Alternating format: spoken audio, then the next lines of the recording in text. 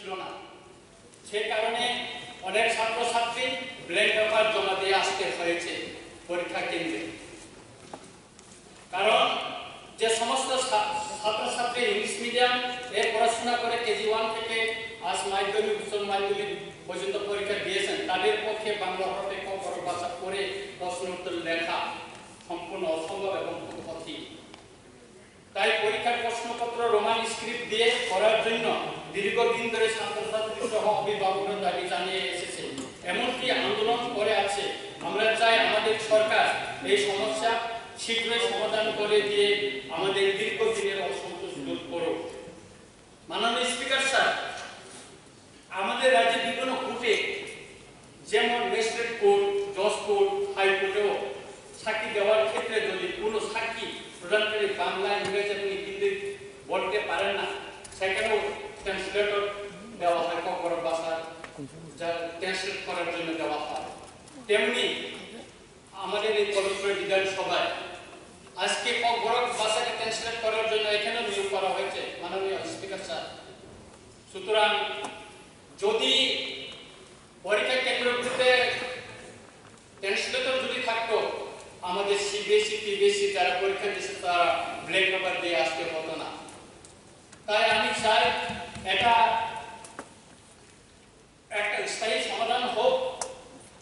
মাননীয় speaker sir, কবর ভাষা কোন স্ক্রিপ্টে বা হরফ দিয়ে লেখা হবে তার জন্য অনেক কমিশন গঠিত হয়েছে। যেমন 1990 সালে স্বর্গীয় শানাচরণ ত্রিপুরা মহোদয়কে চেয়ারম্যান করে স্ক্রিপ্ট সিলেকশন কমিটি, তারপর 2004 সনে শ্রী পবিত্র সরকারের নেতৃত্বে একটি ভাষা কমিশন গঠন করা হয়, যার মূল প্রতিপাদ্য ছিল কবর ভাষা কোন হরফে বা স্ক্রিপ্টে লেখা হবে।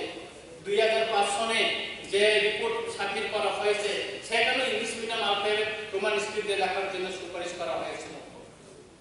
মাননীয় স্পিকার স্যার, তৎকালীন বামফ্রন্ট সরকার তাদের পছন্দসই ব্যক্তিকে দিয়ে যে ভাষা কমিশন গঠন করেছিল, সেই কমিশনের মর্যাদাকে জোরপূর্বক বাংলা হরফে কবর ভাষাকে লেখার প্রণালী চাপিয়ে দিয়েছিল। শ্রীযুক্ত পবিত্র সরকারের ভাষা কমিশনের সুপারিশকে অগ্রাহ্য করা হয়েছিল। এটার কবর ভাষা লেখার ক্ষেত্রে যে কঠিন সমস্যার সৃষ্টি হয়েছে আজ, তার জন্য মূলত দায়ী বামফ্রন্ট সরকার। বামফ্রন্ট সরকার চাইছিল না যে অন্যান্য ভাষার মতন কবর ভাষার বিকাশ হোক। আমাদের মাননীয় বিরোধী দলনেতা শ্রীযুক্ত জিতেন্দ্র চৌধুরী মহোদয় দীর্ঘদিন এই বিধানসভায় ছিলেন, আজকে তিনি ছিলেন। আমি যখন এই প্রশ্ন ওঠার সময় তিনি এখান থেকে চলে গেলেন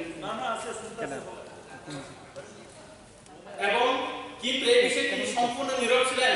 তাদের সরকার ভাষা কমিশন সুপারিশ থাকা সত্ত্বেও রোমান স্ক্রিপ্টে কবর ভাষা লেখার প্রণালী চালু করলো না। এর কোন স্পষ্ট জবাব দেন নাই। তারা এখন মায়া কান্না করছেন। আপনি পয়েন্টটা বললাম না, সিপিএম পার্টি এখন গ্রামে কি হয়েছে? হলিকা স্যার, হলিকা মানে গ্রামাঞ্চলে তাদের সমাধান শেষ। শুধু তাই নয়, মানে স্পিকার স্যার, এই পবিত্র বিধানসভায় কংগ্রেস দলের 3 জন জনপ্রতিনিধি বর্তমানে রয়েছেন। ওনাদের পক্ষ থেকেও তেমন কোনো সমর্থক ভূমিকা নিতে দেখা যায়নি। আর আজ যখন শত শত ছাত্রছাত্রী রোমান স্ক্রিপ্ট দিয়ে কবর ভাষা লেখার দাবিতে আন্দোলন, তখন কারো মায়া কান্না, কারো মেকি দরদি দেখতে পাচ্ছি আমরা। কংগ্রেস দল উপজাতিদের ভাষা বিকাশ প্রচার প্রসারের জন্য উল্লেখযোগ্য ভূমিকা নেন নাই বলেই আজ গ্রাম পাহাড়ে উপজাতি অধ্যুষিত এলাকায় কংগ্রেস দলের এই শোষণীয় পরিণতি। লোক দেখানো দরদ দেখিয়ে যে জনসমর্থন পাওয়া যায় না, কংগ্রেস দলের এই চরম পরিণতি তার জ্বলন্ত উদাহরণ। মাননীয় স্পিকার স্যার, সম্প্রতি নয়াদিল্লিতে জনজাতিদের সমস্যা সমাধানের জন্য এমনকি রাজ্যের সশস্ত্র সংগ্রামকে চিরতরে বিলুপ্ত করার অভিপ্রায়ে একটি ত্রিপাক্ষিক চুক্তি স্বাক্ষরিত হয়েছে। এমত অবস্থায় আমার বিশ্বাস কবর ভাষা রোমান স্ক্রিপ্টে লেখার বিষয়টি সন্তোষজনকভাবে সমাধান করার জন্য পদক্ষেপ নেবে আমাদের সরকার এবং সমাধান করে দেবে। আমি আশা করছি মাননীয় মুখ্যমন্ত্রী মহোদয় এই বিষয়ে আমাদের সরকারের স্পষ্ট অবস্থান প্রদান করার জন্য আমি অনুরোধ জানাচ্ছি এবং তিনি এই পবিত্র বিধানসভায় এই বিষয়ে আমাদের সরকারের অবস্থান যদি স্পষ্ট করেন তাহলে আমরা জানতে পারবো আমাদের সরকারের অবস্থান কী হবে। মাননীয় বিধায়ক বাবু যে বিষয়টা নিয়ে এসেছেন স্ক্রিপ্টের বিষয় রোমান হরফে কেন লেখা যাবে মানে আমাদের ককবরক ভাষা। দেখুন এই বিষয়ে এর আগে বিধানসভায় অনেক বিস্তারিত আলোচনা হয়েছে বিষয়, তখন অপোজিশন লিডার নিমেশ বাবু ছিলেন। পরবর্তী সময়ে অনেক কথা হয়েছে, আমরা বললাম যে কেন মানে রোমান স্ক্রিপ্ট, কেননা দেবনাগরী।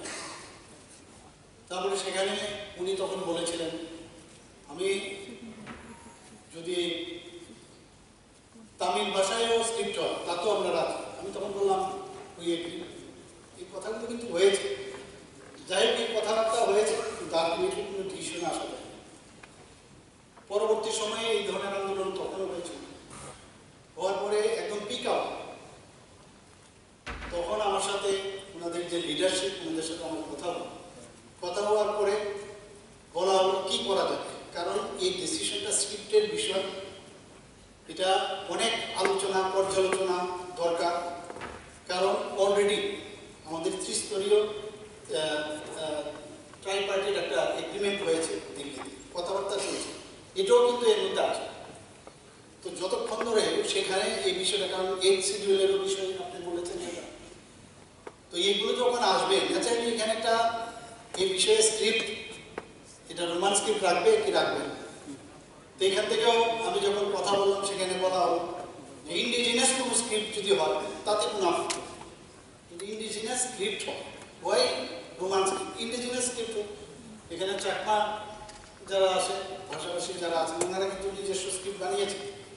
তো এইভাবে চলছে কথাবার্তা, আমি এগেনস্টে বলছি না, কথা হচ্ছে প্রস অ্যান্ড কন দেখে আমি এতটুকু বলতে পারি যে এটা একটা নিশ্চয়ই আমরা একটা জায়গায় আমরা আসবো এবং নিশ্চয়ই তার সমাধান হবে। কারণ আমরা এই সরকার সমাধানের সরকার, প্রতিটা মানুষকে আমরা তার যে চিন্তা ভাবনা, তার যে কৃষ্টি সংস্কৃতি, তার ভাষা আমরা নিশ্চয়ই সম্মান করি।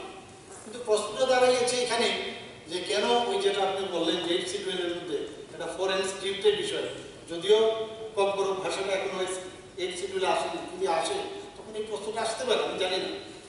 কিন্তু সেটা ওই পর্যায়ে যখন আলোচনা হবে, যার ডিসিশন হবে সেটাই হবে। কিন্তু এই যে কথাগুলো আমি বললাম, জায়গার দেবনাগরী, ইন্ডিজিনাস ইত্যাদি এই ধরনের কথা হয়েছে, পরবর্তী সময়গুলো হবে। আমরাও চাই যে আলটিমেটলি এটা একটা পর্যায়ে আসে যেটা ডিসিশন হবে সেই ডিসিশন আমরা মানব, কোনো অসুবিধা নেই, আমাদের তরফ থেকে কোনো অসুবিধা নেই। আর তৃতীয় আমি বলছি যে কথাটা, যে এখানে আমার কাছে যে এখন আসছে আজকের যে 2025-এর যে সিবিএসসির এক্সাম, সেখানে দেখা গেছে যে ককবরক ভাষাভাষী যারা আজকের পরীক্ষায় যারা এনরোল স্টুডেন্ট ছিল 12th ক্লাসে 1412, পরীক্ষা দিয়েছে 1339, 73 মানে অ্যাবসেন্ট। অন্য কারণে অ্যাবসেন্ট থাকতে পারে, বুঝে না সেরকম।